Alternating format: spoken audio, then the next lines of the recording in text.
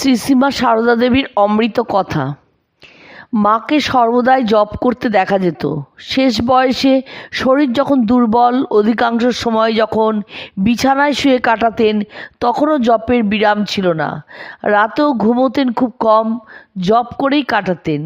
কেউ ঘুমোতে বললে বলতেন, ঘুম কি আর আছে না আসে? মনে হয় যতক্ষণ ঘুমোবো ততক্ষণ জপ করলে জীবের কল্যাণ হবে। বলতেন, কি করি বাবা, ছেলেরা ব্যাকুল হয়ে এসে ধরে দীক্ষা নিয়ে যায়, কিন্তু কই কেউ নিয়মিত কেন, কেউ বা কিছুই করে না।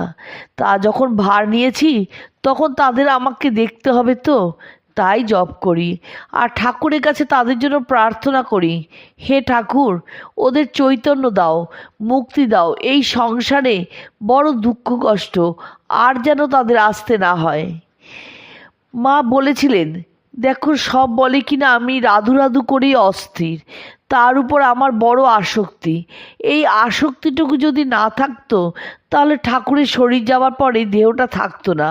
তার কাজের জন্যই না রাধু রাধু করিয়া শরীরটা রেখেছেন। যখন ওর উপর থেকে মন চলে যাবে তখন আর এ দেহ থাকবে না।